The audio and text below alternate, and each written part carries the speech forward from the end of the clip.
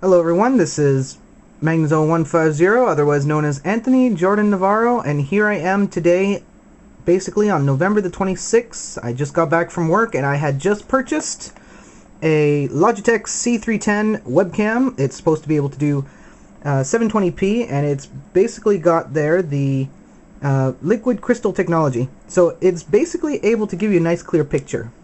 So I'm going to test it out for you. I'm going to do a full review, and we're going to also put it to the test towards different operating systems. Alright, so this product is optimized for Windows Live, Logitech Vid HD, and as well as Skype certified, Gmail, Yahoo Messenger, AIM, and well, other popular instant messaging applications as well. Other things you can see straight from the box, aside from my paid tape from when I just purchased it, basically. For the most part, the first thing that is known about this webcam is, of course, it can do HD 720p. I will be using it momentarily. It does 5 megapixels, which is quite well for the price that I got it at.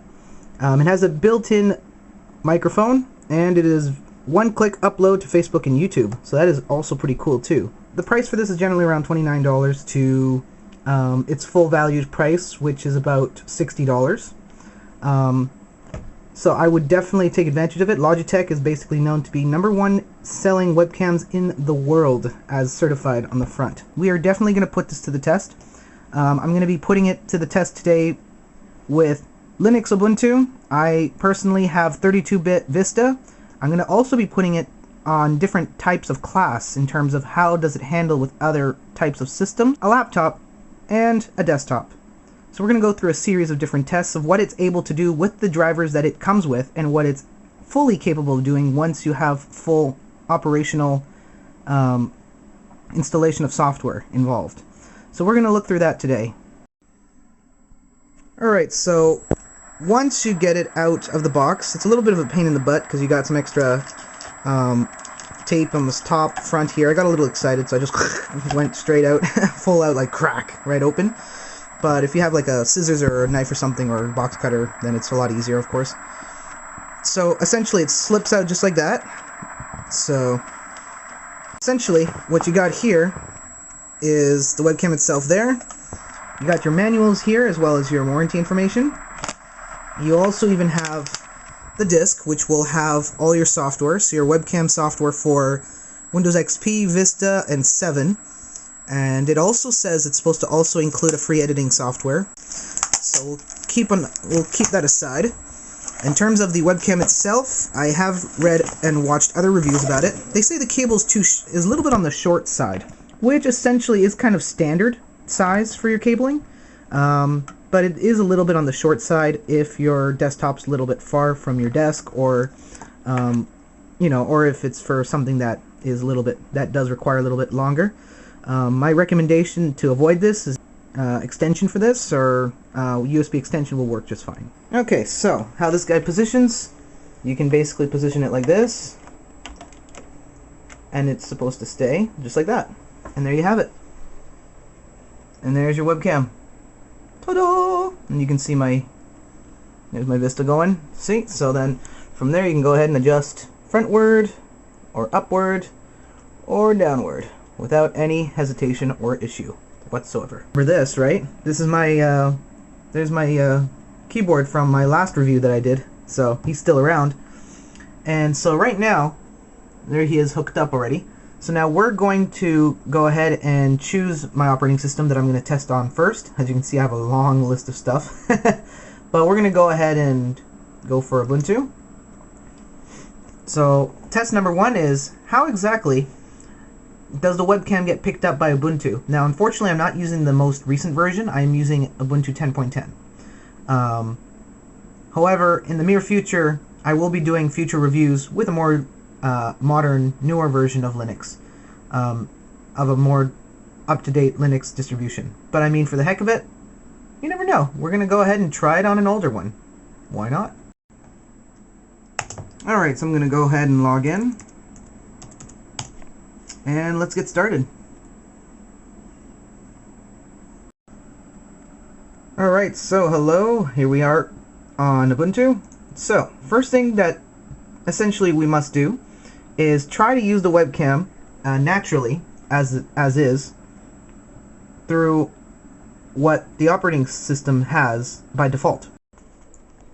Alright, so for the desktop edition of my Ubuntu 10.10, this is just my experience right now, essentially, I do not have cheese by default on my system. And so, what I had to do, what you can basically do in this kind of situation where you literally don't have any way of really getting your hands on some kind of software to try out the webcam, is you can go to Ubuntu Software Center. So you click there. So you would basically click on Applications at the top left here, go to Ubuntu Software Center, and this will come up.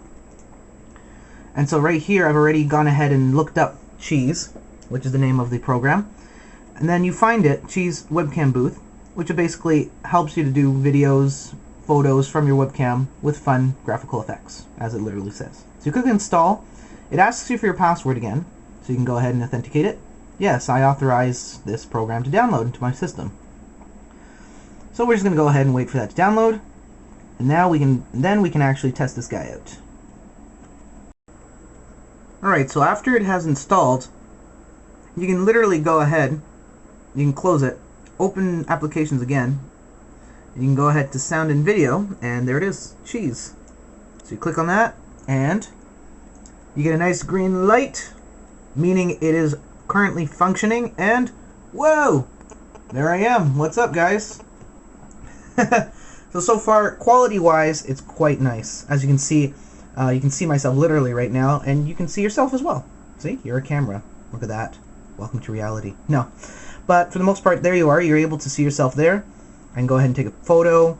I can go ahead and click on here if I want to take video, or if I just want to take a couple photos, if I just want to add some effects to it. So I can go ahead and choose what I want here. So, all you really need for Linux here is the webcam itself is fine.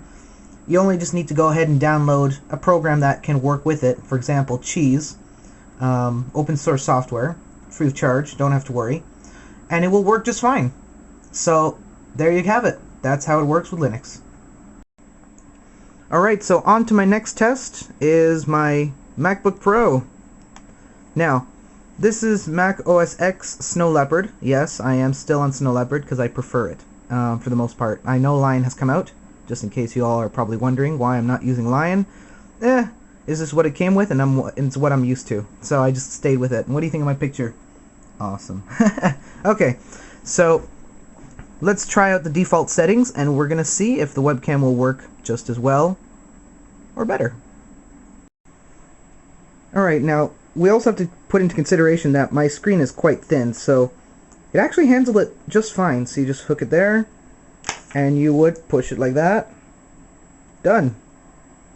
And then you can go ahead and up, down, side to side. Go ahead and however you want. So let's go ahead and plug this bad boy in and see what is the initial default reaction of Mac OS X. Alright, so a default program that works with a webcam, we can try Photo Booth. So let's open that up and see if it will work with me. Alright, so the initial Photo Booth reaction is it's trying to use the laptop's built-in webcam, which you can see is currently blocked because I have the webcam Logitech one covering it. But at the top menu here, you see that it shows Photo Booth and it mentions camera, so you go ahead there and you can choose it. So it actually came up as a default. So let's go ahead and click on that and see what happens. And there you have it. We're on the screen once again, and it works just fine. So it basically is plug and play, literally, with the Unix systems. Alright, so for the most part, I'm just looking through the manual and stuff here. Essentially, this is the essentials to starting yourself off when you're installing your webcam. Okay, so for the most part, what they recommend, well, of course, aside from the fact that Logitech says, thank you for buying the Logitech webcam, basically, if you have any questions at all before you start, you can always go to Logitech.com in general. So there's the Logitech website. Right now, we're close to Christmas time, so you can see the whole craziness and Black Friday and all that. You can always go to Logitech.com/whatisvid, because there is a program in it called Logitech Vid HD. You know, Logitech.com/webcam _how-to, and it will tell you here what you can do and what's the matter and all that, so they'll help you there. So they recommend you go here, and of course you go to Logitech support is the first thing that you also should is the most recommended thing to do first in the event of an issue. Just as a common sense kind of point of view for some IT people, not everybody follows it, but essentially the best thing to do is to install the software first before you install your hardware. Alright, so for the most part, once you install the disk, it usually will do it by itself. In the event that it doesn't, because in my case it didn't, you would just open it as a folder, and you would double click on the setup.exe or just the setup. It's just called setup. And it will have the Logitech symbol on it.